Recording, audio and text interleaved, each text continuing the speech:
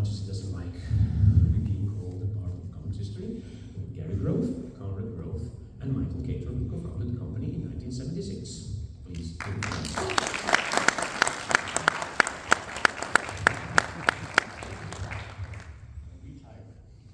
Well, everybody's tired here. It's a prerequisite to be here. But in 1976, the year of the bicentennial, by the way, you guys basically took over a fanzine.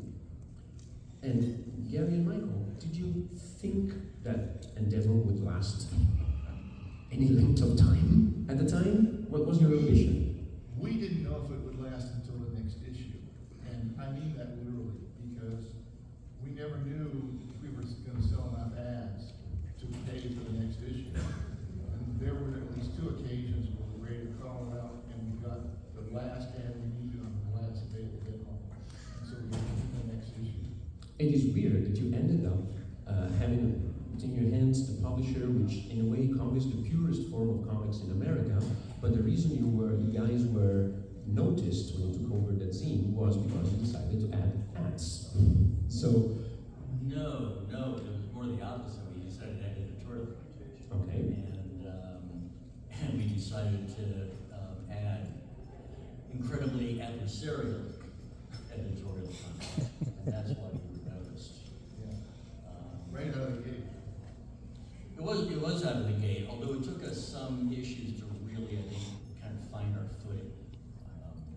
Because we wanted to stand in opposition to the prevailing ethos of the comics industry at that time, which was exploiting creators, cranking out mediocrity and dreck, abusing the comics form, treating comics like yards goods rather than art. And so we really kind of stood in opposition to the whole mentality that surrounded the comic industry that actually motivated the comics industry at that time. And the content. We wanted to expand the vision, the kind of content you can get in comics. But it took beyond what Marvel DC would do. Took you more than a couple of years to expand from doing the magazine to deciding to publish your own books. How did that transition happen? Was it a natural growth element of your enterprise, a desire to lead by example? You want to tackle that? Yeah, you go. When we started the journal, we had no intention of publishing comics. That was simply not something we had considered. We wanted to be a gadfly. We wanted to be a critic of the business, and as Mike said, of the aesthetic, the prevailing aesthetic of the comic industry. That's what we wanted to do. We wanted to provide real journalism and serious criticism, which had rarely been applied to comics. It had been spottily throughout the years in occasional fanzines. Critical comics culture started probably with DC Comics and the fans of DC Comics in the 1950s, who produced fanzines. But it was very spotty, and these fanzines would come out like once every 6 months, or once every 9 months, or once a year. And some of them, and a handful of them were very intelligent, put out by mature adults who approach comics in a critically mature way. But there had never been a magazine that was regularly published that tackled these issues, and that's really what our sole exclusive intent was. And we sort of stumbled into comics publishing, because I guess I should also say that the industry wasn't used to what we were doing. I mean, they had never seen anything like this, and it frankly pissed off a lot of people in the comics industry. They weren't used to being criticized, and I think they particularly took umbrage at being criticized by 21 and 22 and 23-year-old people. Right. Which is exactly what should happen. They would have been very happy if we had been a version of the letters columns in the comics at the time. Yeah. criticizing professionals who were in their 40s, 50s, 60s, and so We're not used to being, put on the spot like that. right. I mean, they didn't even understand what we were doing or why we were doing it. They didn't understand our, noble motives. And so we stumbled into comics publishing because we did publish regularly. We published about 10 issues a year. And by 1980 and 1981, we sort of had established a beachhead as a forum and a vanguard for a vision of comics, of what comics could be. And so we started attracting artists who started sending us work to publish. And I think, you might remember this better than I do, but I think our first comic might have been Hugo by Milton Knight. Our first comic? Yeah, first comic. That was Flames and Catron. Oh, okay. Flames and Catron, yeah. I love Flames and And that was Catron. 1980, I Yeah. think. Yeah, a guy, a golden age artist by the name of Jake just I don't know how did he contact us? I don't remember. Okay. So to us, he was an older guy. He was probably in his late 50s. Yeah. Which means he's, like 15 years younger than we are now. Somehow he contacted us. He was a golden age cartoonist, like you probably never heard of. Yeah, I had heard. Yeah, and he drew. He had stopped drawing comics, but he drew this Flash Gordon style sci-fi comic, and he was looking for a publisher. And he literally drove up to our office, which happened to be a huge house in Stamford, Connecticut at that time. And he drove up to the house, and he unloaded these original artboards, which he drew golden age size. Yeah. Which were like much larger than what contemporary cartoonists were drawing at the time. And I remember they were in his trunk Yeah. because the car couldn't fit in the car. And he hauled them out, and we published this comic called Flames of Jabra. And we learned a lot by doing that because it was all wash work, and we had to figure out how to print halftones. Right. So that was the first comic. But then we also published Hugo by Milton Knight. He was a New York-based cartoonist, and we met him just in the course of going to New York and hanging out with cartoonists. We published 2 issues of Don Groth's Comics and Stories because Don was an old friend of mine, and he had this, this series, and we published that. We had, the Comics Journal was being distributed to comics stores, and so we sort of had the infrastructure set up so that we could just plug a comic book into it. We had a printer to print the Comics Journal in Wisconsin, and we could put together a comic, and we could have it printed in Wisconsin, and we could plug it into the infrastructure, so it didn't seem like a big deal. It didn't feel, to me at least, like we were starting a comics publishing company. We were publishing the Comics Journal and then kind of publishing comics occasionally. Yeah, and we also felt, I felt, a conflict of interest in that we were criticizing comics publishers and kind of stepping sideways into being comics publishers ourselves, which had not been our original intent. We figured the Comics Journal would go on, we could make a living publishing criticism of comic books, which kind A of deranged notion. but what did we didn't like that. But we started getting sideways into comic books at about the same time.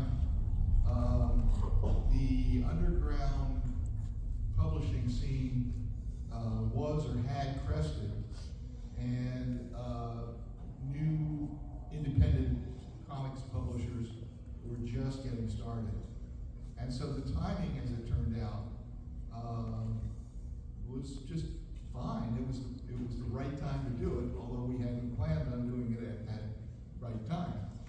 And do you remember what was the first time that the attention got for something you published surpassed your expectations, and you kind of looked at each other and nodded? Well, it was probably, that segues perfectly because, and then we published Love and Rockets in 1982.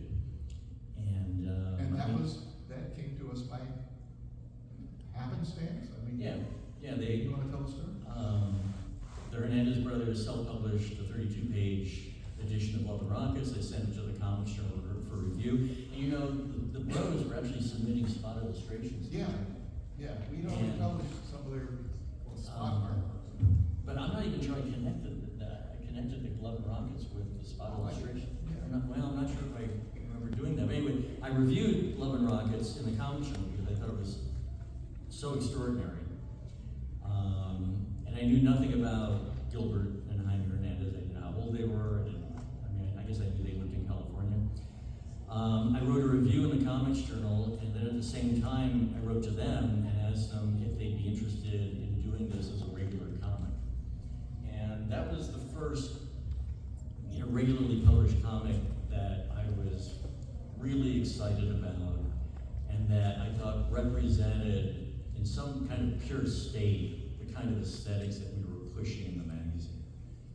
They were, in a way we were trying to will these kinds of comics into existence.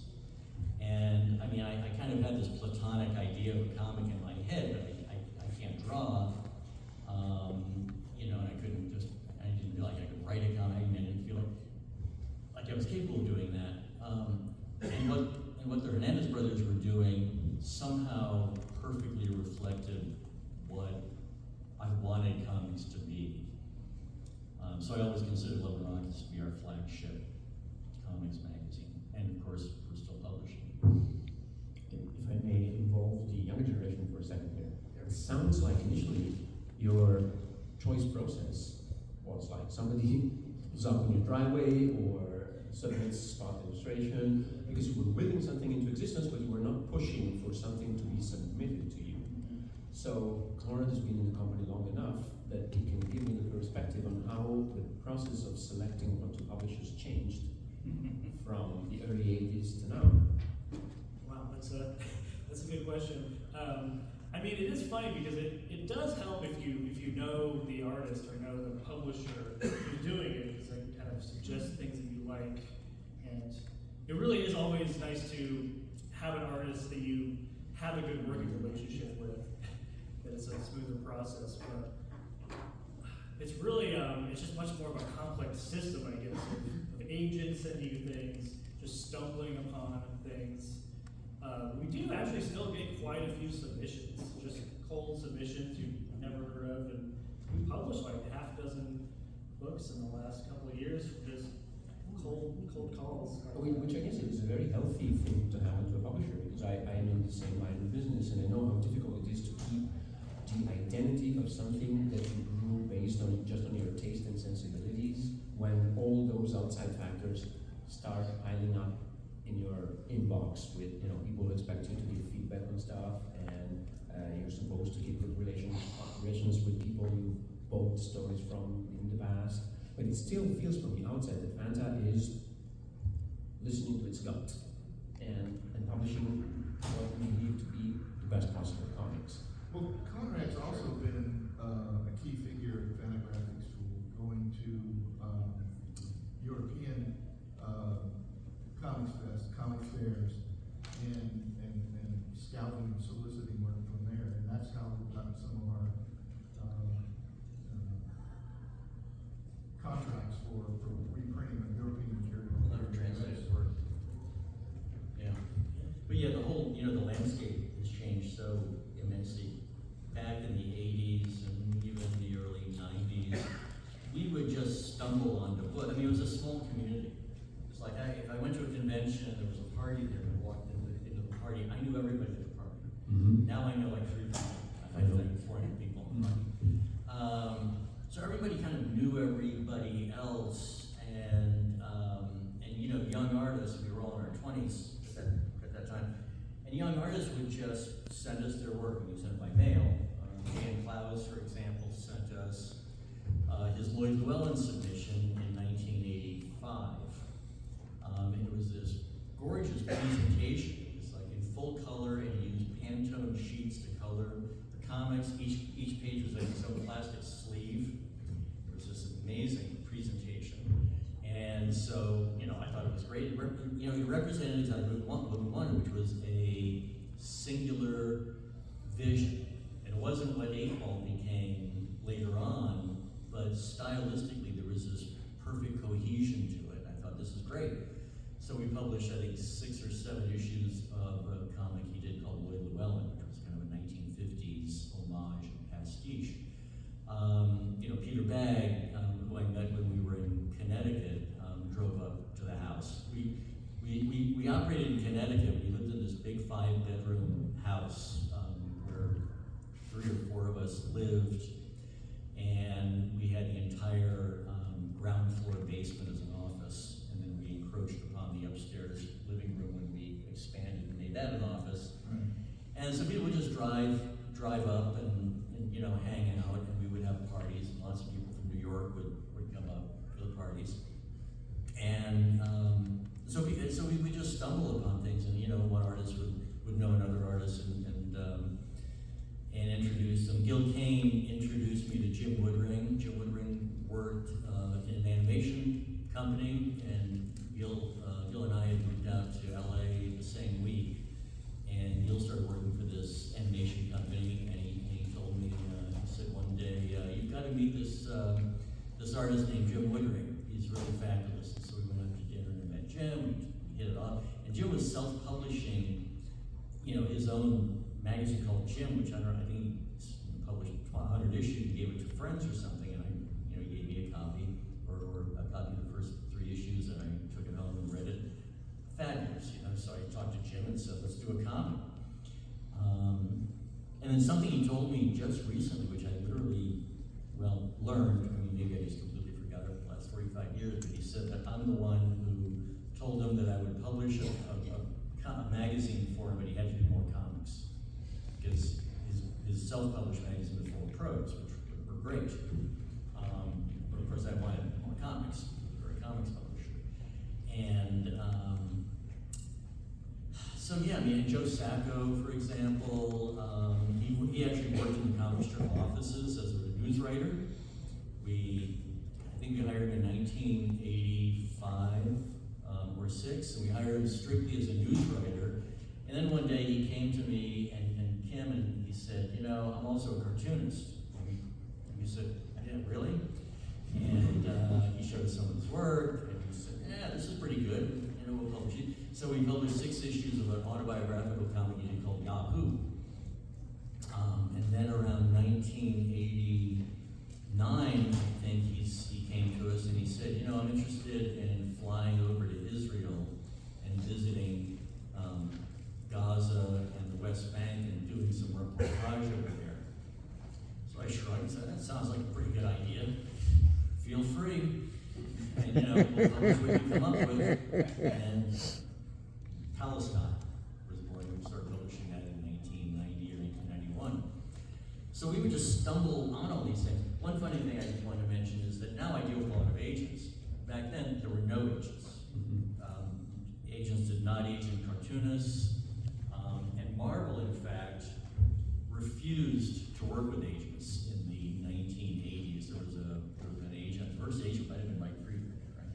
Mike, and Mike was a comics fan. He was also a small publisher, and he became an agent because he thought being an agent would make more money than being a publisher. He was probably right. But Marvel, at least, simply refused to work with agents. Like a cartoonist came in with an agent, they just threw him out the door. They didn't want to deal with agents at all. So it was preposterous for a cartoonist to have an agent.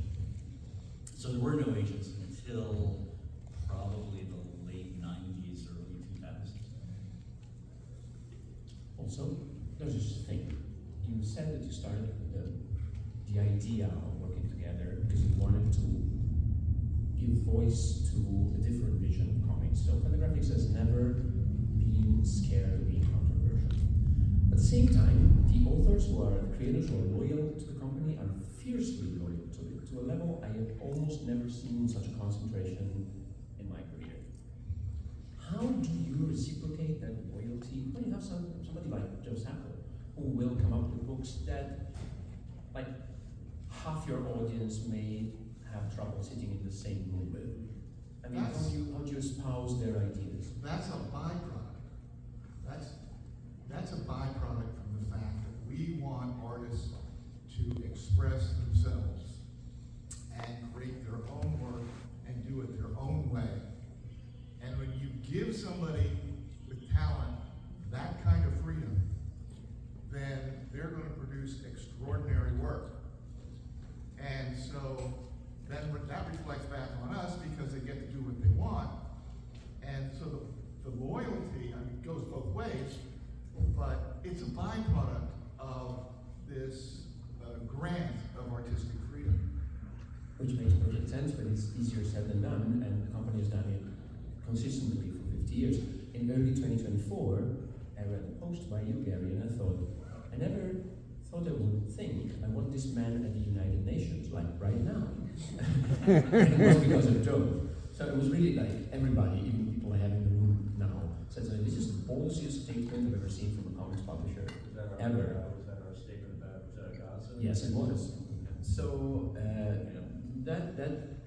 I understand. I appreciate the purity of the idea of it being a byproduct of the freedom that you want to give in order to get the best work possible. But sometimes it comes with huge responsibilities, I guess. And you are a vocal amplifier for a lot of very, very strong ideas. Do you ever have meetings in which you wonder if something that you like artistically might be too big a problem to tackle? No. I'm happy with the answer.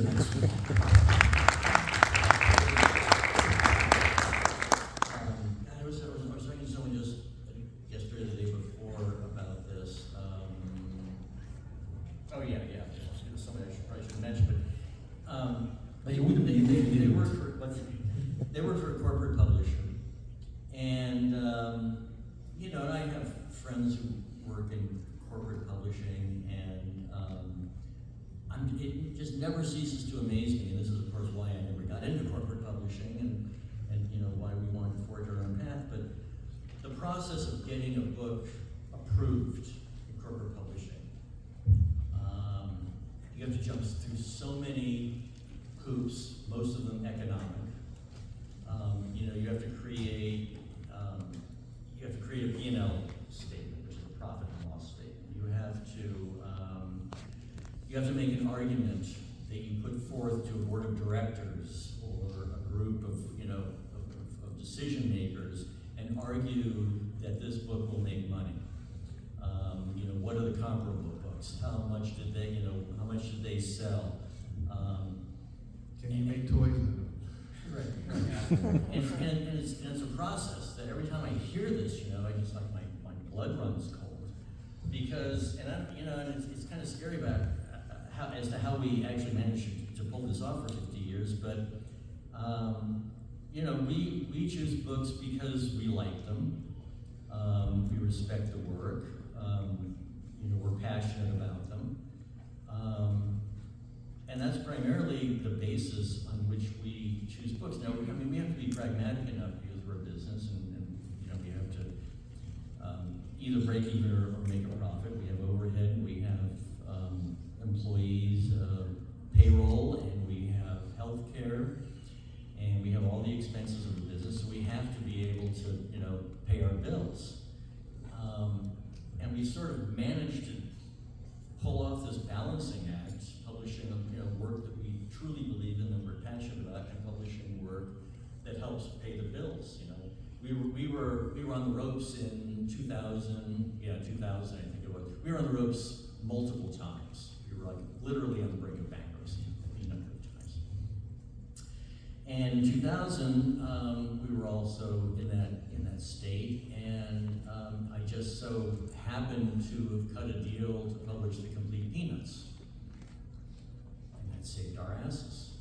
And we've been in that position many times. Of course, Peanuts is a terrific moneymaker for us, and in a way helps us to publish and take risks on books that don't make money, and that other sensible publishers who go through that routine wouldn't publish. It makes sense that. But also the way we approached it, and I wasn't there at the time, but the way we approached publishing Peanuts was a comprehensive approach to showcase the entire history. And we went to great lengths to design that book and pioneer that format, really. So it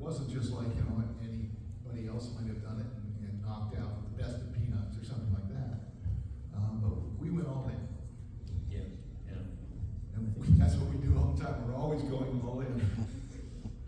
You never do anything cutting corners. This shows the production values are, I think that comics are also objects, and this is very important, and many people don't understand that.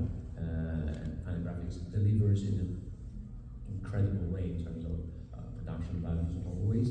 And I think the fact that you have had moments in which you were engrossed, as you said, Gary, are due to the fact that you really live and die by books.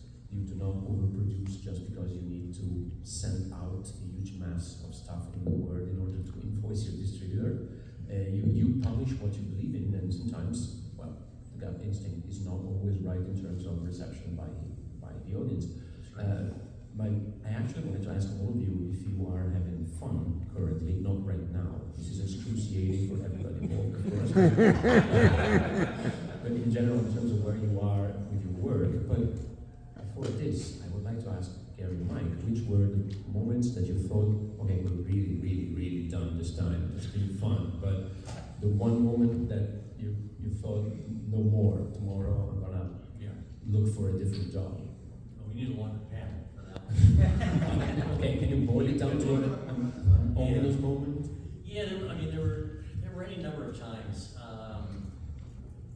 that we just barely escaped. In 1989, there was a period where I noticed that with my shrewd business sense, that we were spending more money than was incoming. And it was just every month I could see that our expenditures were greater than our income. And you can do that for a little while because maybe you can take printers a little later, and you kind of weasel around, and you can manage that for a little while, but you can't manage it forever. And I didn't know what to do because we were publishing what we were publishing. We weren't very good at pandering. We weren't creating a superhero line out of whole cloth or something like that. We just weren't very good at that. And I'm not even saying that's a virtue. It's just like we didn't have the head for that. And so I think it was in 1990, we were like, we had to figure something out, or we were just going to be doomed. And then I came up with the idea that sex sells. And that's when we started the Eros line, which was our line of erotica.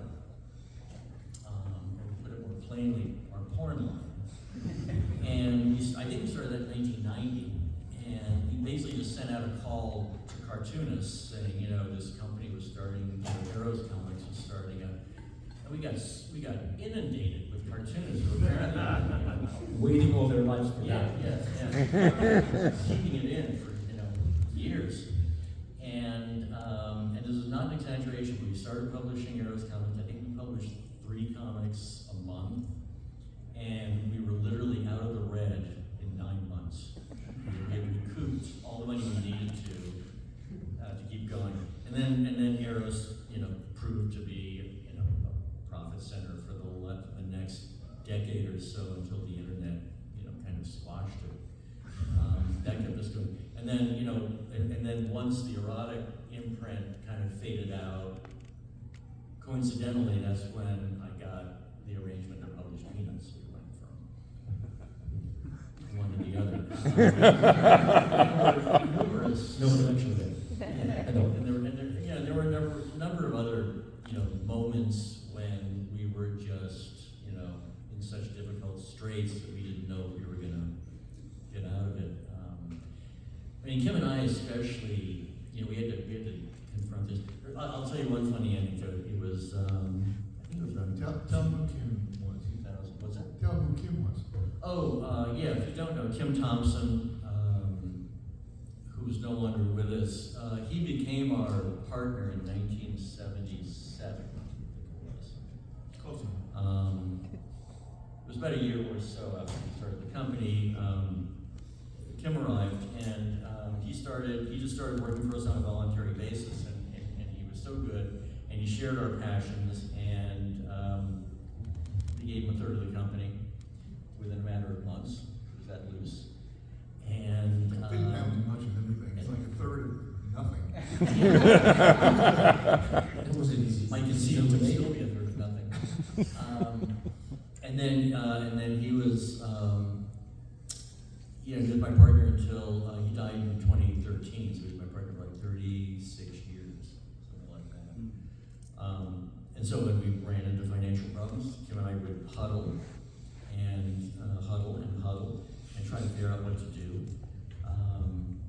Now I had some, you derailed me from some amusing anecdote. I was going, oh yeah, in 2000 we had a crisis, and we didn't know what to do. And I guess the internet was up and running. I don't think social media was really a thing in 2000, but No, it was a happy time. yeah, No social media.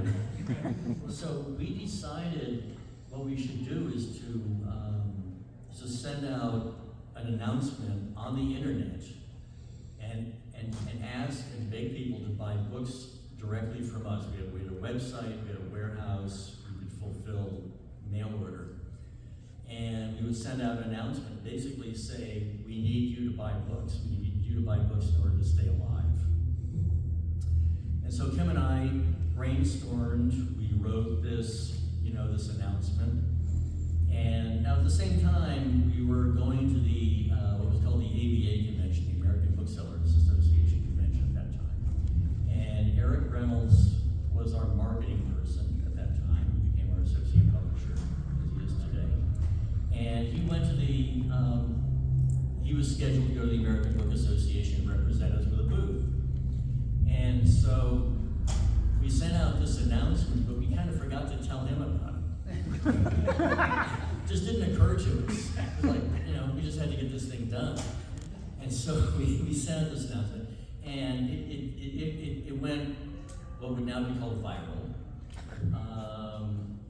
People with a huge following, like Neil Gaiman, reposted our announcement, and then over the weekend we get a call from Eric saying, "What the hell is going on? Like everyone is talking about, us going out of business, us not going out of business, needing to buy books." And we said, "Oh yeah, we put all this together, and I guess we should have mentioned that to you." But we just didn't think that way. And it worked out splendidly. It did work out. We got we got like $100,000 in the course of a week or so. People really rallied to the cause, and once again, it gave us the money we needed to continue. What do you guys think is the reason why people now love what Fantagraphics represents? Conrad, you want to tackle that? Yeah, I think that there aren't necessarily a lot of publishers out there that have a real vision for their line of books that they put out. It's as idiosyncratic, I guess, as ours, where it's just a little bit of everything. I think there's just a little bit of something for everyone. We have, George Harriman, archival newspaper strips, and you have our manga line we're just starting out, translated Italian and other international books, and then like original graphic novels. So it's, I think it's like very curated in a way, but also like so wide ranging that We have Donald Duck, and we have EC horror comics. And I edit both, so I never know which one I'm working with. But it seems like a bit of a beautiful chaos, but I think people can expect that what they're going to get is something that was like a real labor of love, and we put a lot into. And so, are you having Beautiful fun? chaos is just our middle name. Are you still having fun, Gary? I have my moments of fun. There are things I love to do, and there are things I really dislike doing. And that's probably always been the case.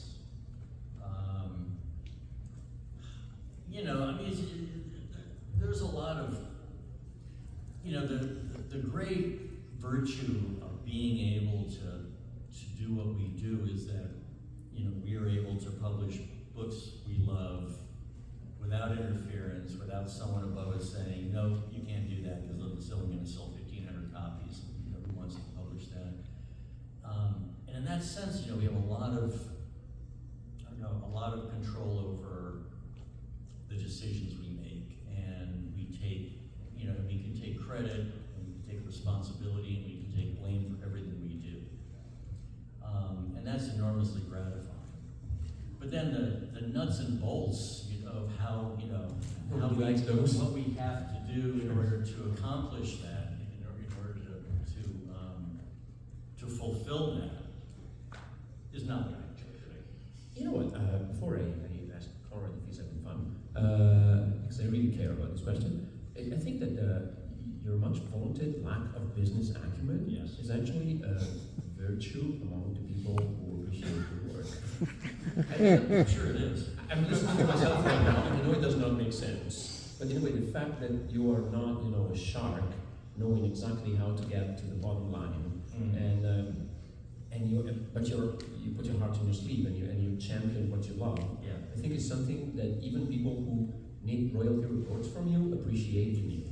Well, I think you're right. I think you're right. In fact, a few days ago, I just happened to reread Robert Crumb's introduction to our 40-year anniversary oral history of the company, We Told You So. And it was even funnier that I remembered it. And one of the things he said was that, you know, Gary and, you know, his crew are terrible businessmen and always have been. And also, I think I should know. He said pretty much exactly that, yes. And in a way, he's right. And obviously, in some weird way, he's wrong, because we've survived longer than most comics publishers. I mean, what is it? Are we the longest running publisher? By my count, we're the fifth longest lived American publisher. So let's go down the list, shall we? DC is the oldest surviving publisher. After that, it's Marvel. After that, it's Archie. Anybody want to guess the next one? Last gasp. Last Gasp, and us. And Gary is Thank you. Gary About is 5 the every day. publisher since day one, which makes him the second longest lived comic publisher in America, because Ron Turner is still at Last Gasp. Yeah. There you go. Those are really big shoes to fill, Conrad. So, how's the fun going for you? Well, I've actually, this year, I think marks 10 years officially been with Fantagraphics. He's been around longer than that. He said official, so. Right. Yeah, it is one of those things where you can sort of get lost in the nuts and bolts you're talking about, where there's just a billion things to do, like sending people reports and all the minutia of things. But I think what is really fun is when you stumble upon a comic that does just really excite you, because you just can see dozens of things that just don't really do it for you, and then the one thing that just like really, you know, turns your light on. It's like, this person's just doing something that I just have rarely seen before, and something that excites you, and I think really keeps you going and gets you excited to get back into the slog of things. So yeah, It's clear to me that the audience today is very much into what Fantagraphics does, but some of you may not do exactly what we do for a living. So it bears pointing out that when a publisher gets a yes from either a creator or a foreign publisher, we behave as if we have won the lottery, but we have just won the right to spend a lot of money with no guarantee of return. So we are weird that way, that we get excited about getting to work with somebody, but it's not like we're cashing a check. We're actually gonna sign a check for that, many checks. Yeah. So Yeah. it's a weird kind of excitement.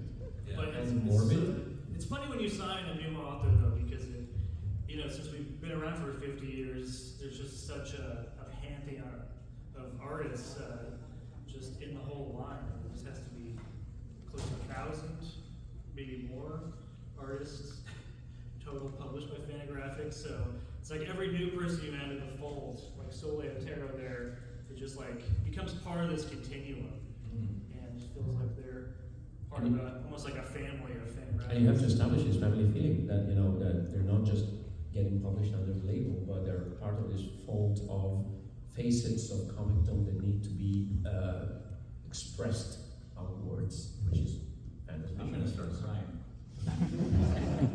Listen, it shows me because I like the company, so I can't say just very bad things about it. It's how do you see Fantagraphics in the next, let's be very objective, like 10 years? Yeah. How is it changing? Well, the youngest member of our panel might be best suited to answer You know, I mean, I do think that, you know, it is probably good to focus on some books that do make money. That's right. That is a big part of our manga. And like, That's a great idea. yeah. Why didn't we think of that before? Spoken like a shrewd businessman. But I mean, I don't know. I'm not sure if it really will look too much different because I think the blend of everything we do is really what makes us Fantagraphics. But I don't think we're going to slow down because it's almost like we need to publish more to keep going. Yeah, you're a restless team. I mean, you're not an immense team, but you have an output, which, correct me if I'm wrong, is it about 90 books per year? Yeah, that's right. That is tremendous. I mean, It's tremendous. It's terrifying. Yes. Yeah. And we have a relatively modest staff. We have about 20 people. Mm-hmm. And you know, we have a great staff. You know, we couldn't, and I should mention that we couldn't do this without the editors who work there, our designers, our production staff, our marketing staff. I mean, we just have great, dedicated people who are committed to what we do. And you know, and I have to say, I mean, you know, they could probably work elsewhere and make more money. I mean, part of the Well, that goes for publishing in general. yeah. I remind you that the first night we talked one-to-one, the first thing you said to me was, do you know how you make $1 million in publishing? You start with 2 millions. And that has stuck with me. That's my I thought this guy is trying to cheer me up. That's my publisher joke. Yeah, that's right. Well, if you're published by Michele, you get dinner by me, right? Okay, this is great. I'm Italian. So the San Diego Comic Con of Italy is in Lucca, Tuscany, and in the evenings I do cook for the international guests. And Gary is probably the only one who hasn't taken photos of me as if I was a nonna in the south of Italy making fresh pasta in the street. Everybody else does. So he's a chill guy. He can do that. You know, and I'll tell you another wonderful aspect of this. I touched on this on the panel I just came from. But that 50 years of publishing, you get to meet some absolutely, you know, first-rate human beings, wonderful people, talented people, people you respect and admire and appreciate. And that's just I don't know, that's a huge part of what I've done. And you guys probably feel the same way. Absolutely. You know, I mean, you know, talked to Karl Marx on the phone. You know, became good friends with Robert Crumb, and I mean, it's just, you know, on and on, and it's you can't. Yeah, it's great. Yeah. And we all have stories about people we met that we've admired, people we grew up reading, and all that sort of thing. Jack Kirby.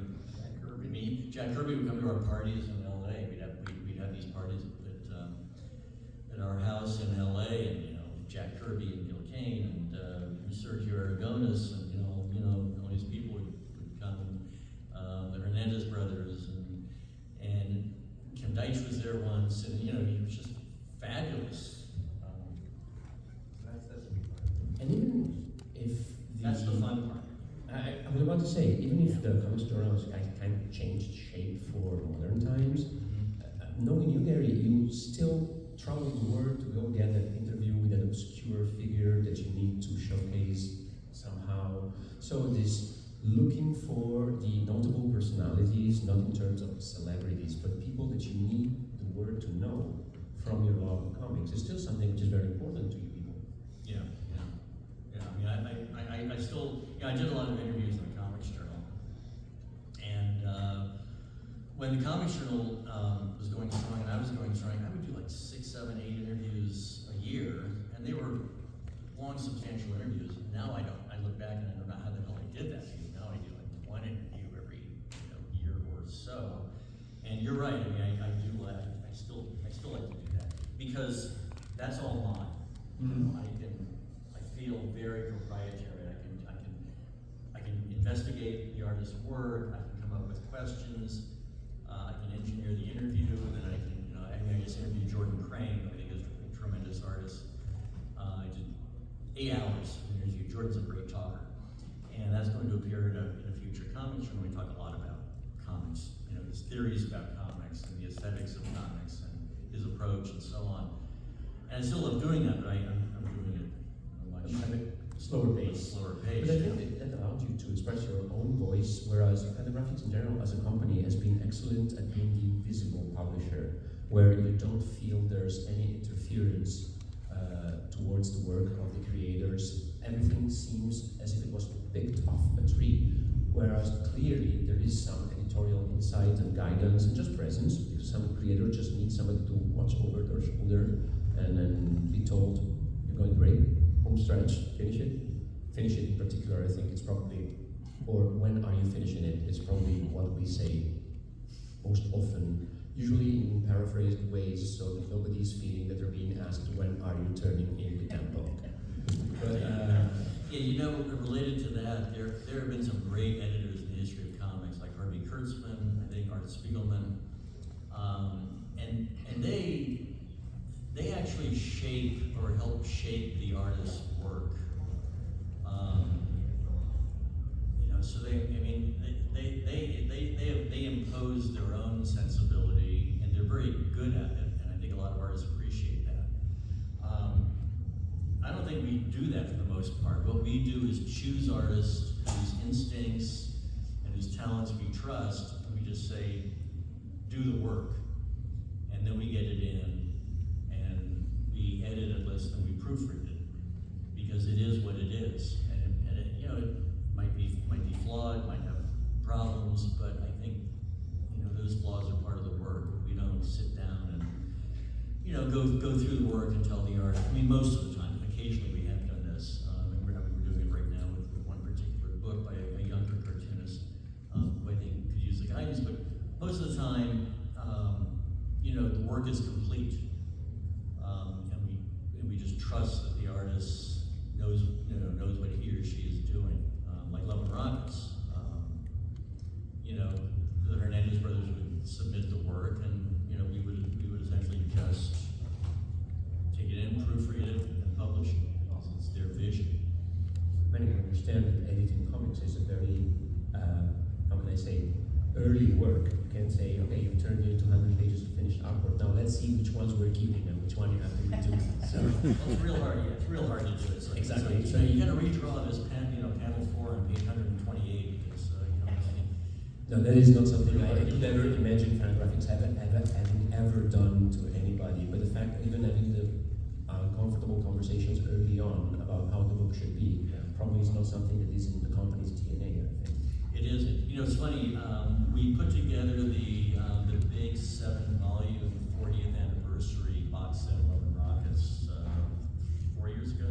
Mm-hmm. And so we did a lot of research when we did this, because we had one volume dedicated to critical writing and interviews with the bros and so on. So I was talking to Gilbert and Jaime a lot during that period, going back to those first 50 issues. And Jaime reminded me of something I had completely forgotten, maybe deliberately. And I guess he submitted his work for an issue of Love and Rockets, and I rejected one of the stories, which I couldn't even imagine doing. But he remembered it quite vividly. I decided to resubmit it for that. I think he published it somewhere else, but he said, "Oh yeah, you did that." I said, "Are you sure?" And he said, "Yeah, you did that." And he said, "I remember what you said." And I said, "What's that?" And he said, "You said it's a little too Ditko." I mean, okay, that sounds like something. It sounds like kind of cocked. Okay, I probably said that. I don't remember, but that sounds like me. I love how the sum total of what you said today, guys, is that it happened by happenstance, but with an incredible determination to make it happen. And I love the fact that Gary and Mike said that initially you didn't give yourself any chances of survival. I'm really happy that you were. That's for karma, right? Then it was being healthily foolish, I guess. And we are almost wrapping this panel up right now. So if there's any final thoughts you want to impart on our very patient audience, this is the time to do it. We have, 2 minutes? Probably 3. And you have a question? We don't? Okay. We do have a question. Particularly with your manga line, I'm very curious how you think about your role as a publisher, especially in the ecosystem where there's a ton of work coming over from Japan and China and Korea. How you think of what Fantagraphics does in relationship to that broader pipeline? That's for you.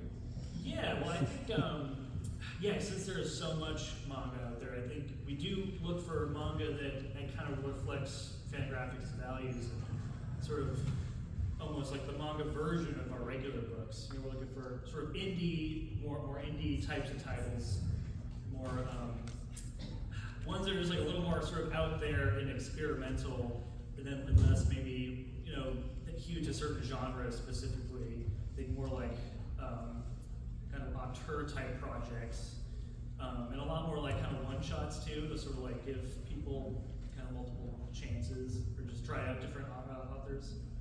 So, you know, that type of thing we're doing. I am sorry we do not have time for more questions. Chastise for that, it's my bad, but you can get these guys on the way out. So thank you everybody for being with us today. Maybe in the next 50 years.